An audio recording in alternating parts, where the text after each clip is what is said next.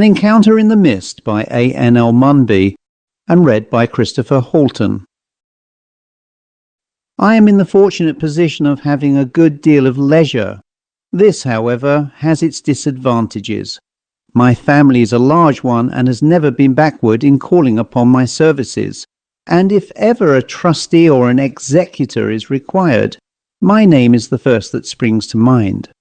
I assume this is because I have plenty of time on my hands, for I am hardly vain enough to think that I have any aptitude for worldly affairs.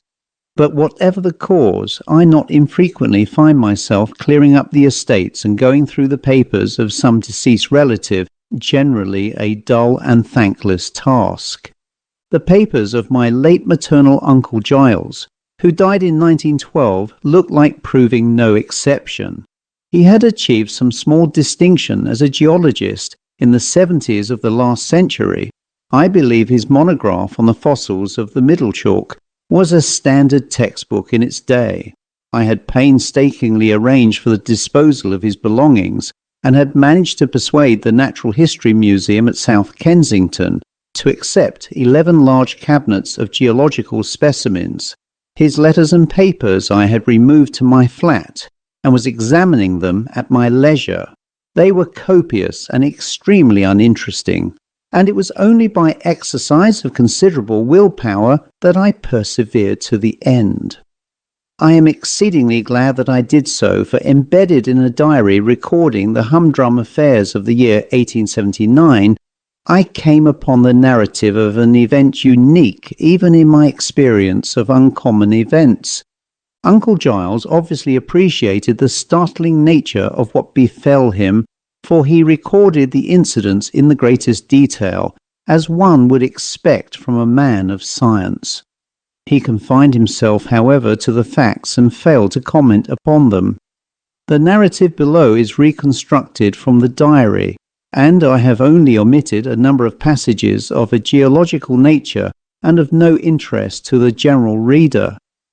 In October 1879, Giles Hampton, then in his middle 30s, was spending a short holiday in Wales.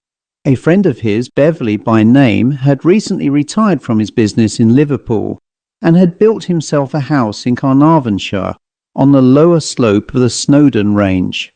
His invitation to stay had been especially welcome, as his house was an admirable centre for a number of geological excursions.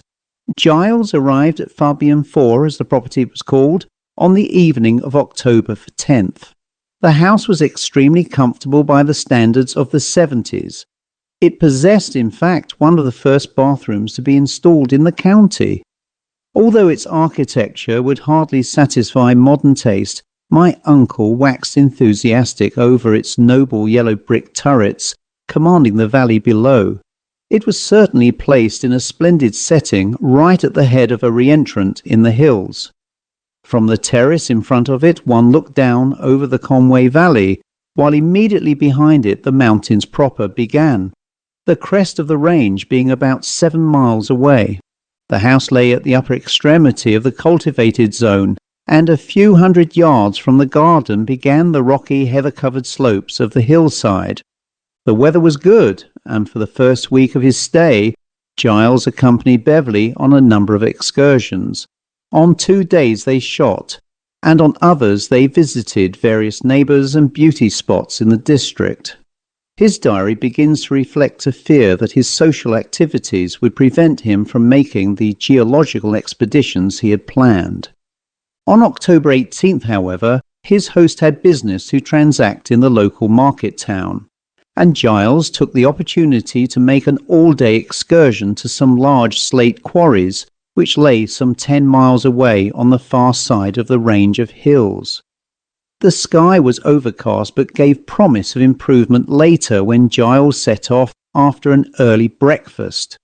In his haversack were his luncheon and his geological hammers, and he had received from the groom a minute description of the best route to follow across the range.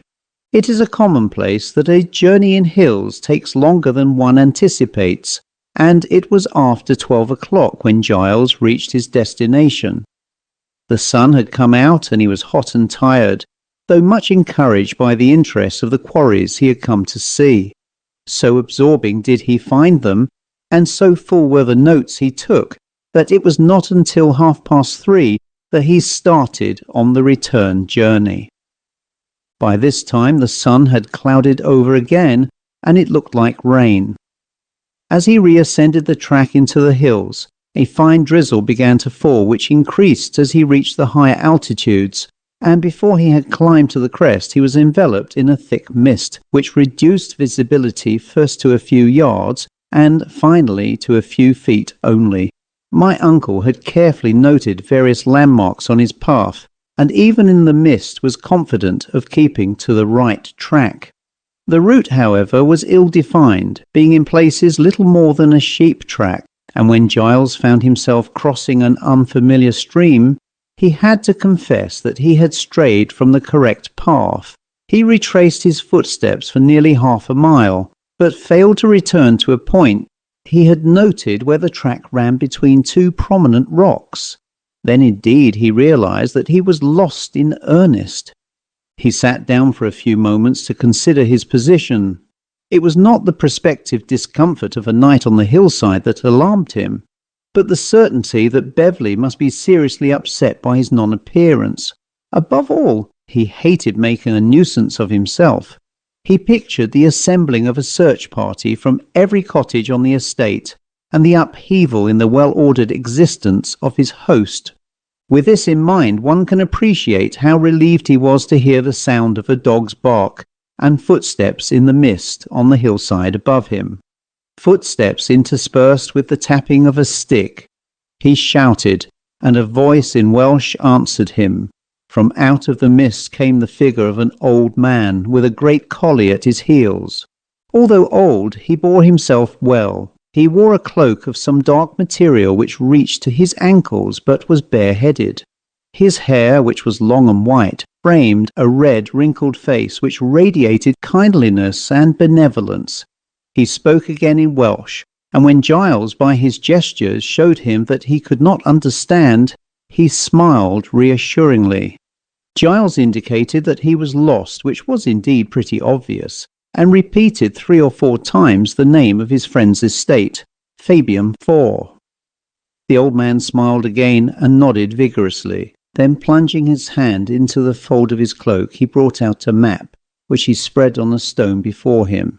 Beverley's newly built house was not, of course, marked upon it, but it showed clearly the church situated a few hundred yards below it. With a gnarled forefinger, the stranger indicated on the map the spot at which they were standing, and then traced slowly the track Giles must follow to reach his destination. This he did 3 times, making sure that my uncle thoroughly understood the route. Then, refolding the map, he pressed it into his hearer's hands. Giles tried to refuse the gift, but the old man only laughed and nodded. So, thanking him profusely, the lost wayfarer set out along the route he had been shown. Having gone a few yards, he turned and saw the figure standing dimly discernible in the mist and gathering dusk, watching him. He waved his hand in farewell, took another few steps, and when he next looked round, his guide was invisible. Giles travelled rapidly to make up for lost time. The mist, if anything, had become thicker, but the track which he was following was well marked, and by constant reference to the map he made good progress and had soon crossed the ridge and was glad to find himself on the downgrade once more. Here the path followed what seemed to be a dry stream bed, which led him down the hillside at a steep, almost precipitous angle. With the visibility at only a few feet, it required to be taken cautiously. Suddenly my uncle missed his footing and stumbled, a mishap which in all probability saved his life. In his fall he dislodged a small round rock, which rolled quickly away from him.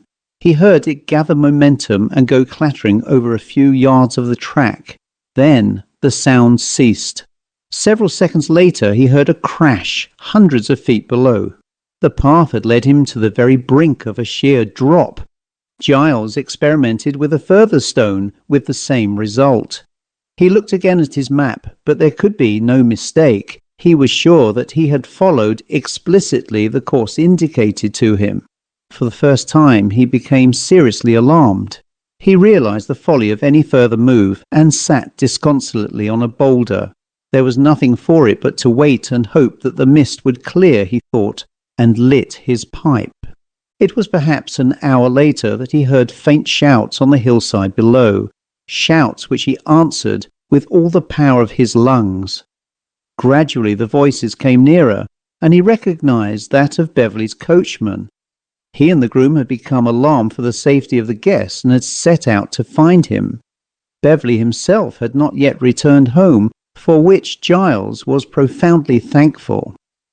The two servants escorted my uncle along the top of the cliff to a point where they rejoined the path down to the house, and in not much more than an hour he was changing his wet clothes, none the worse for his adventure.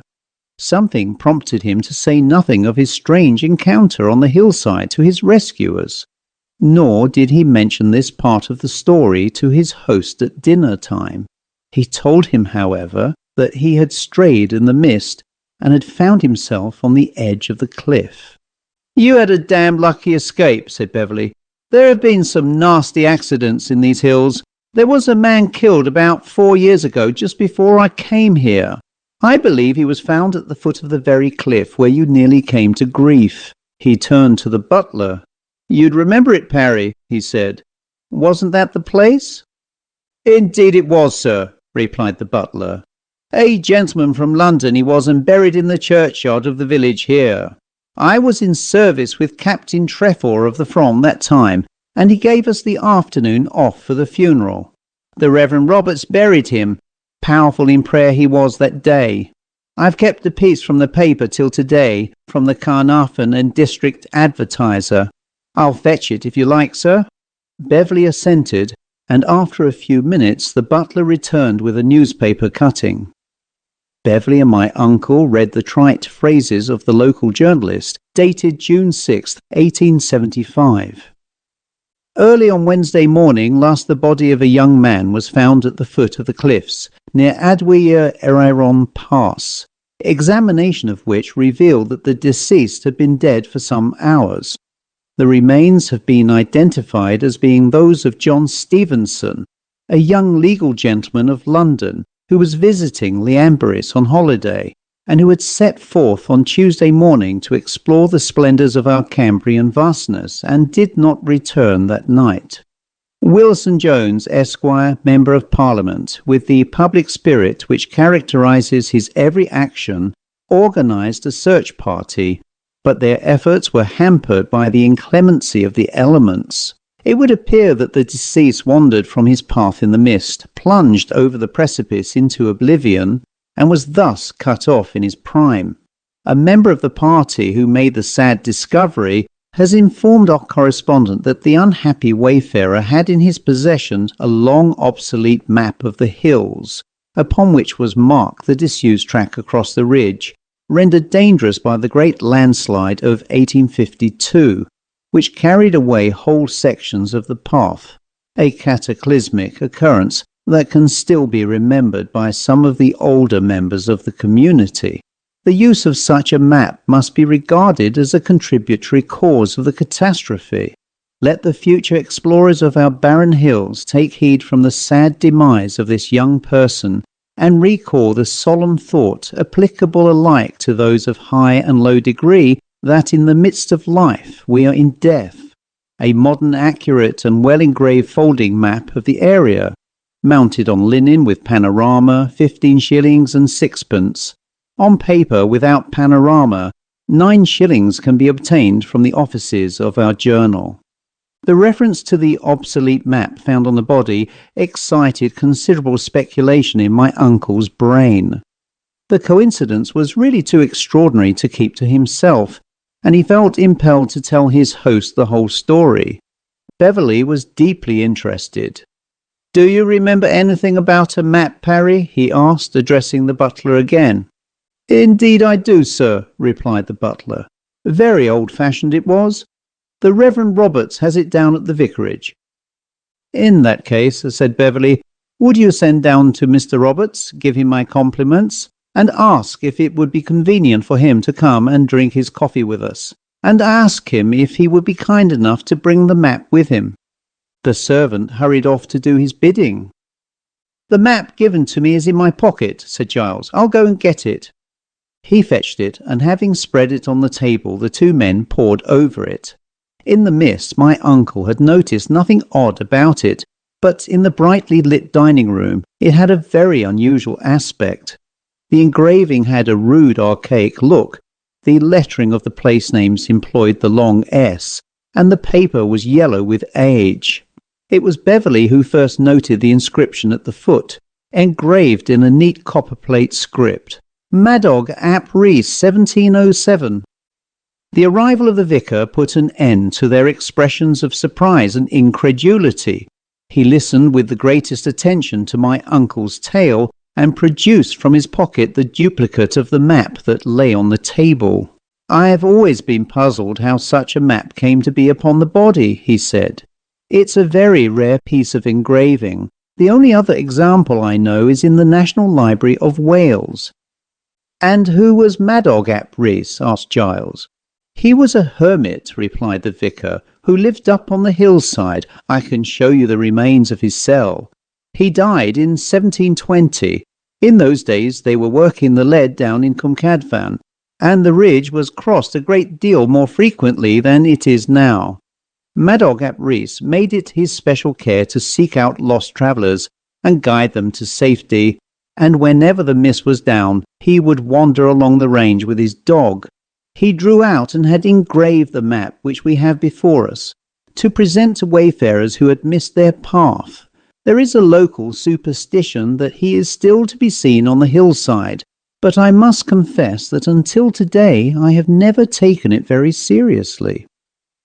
Such is the story of my Uncle Giles' adventure, and I trust that the reader will agree with me as to its unique quality.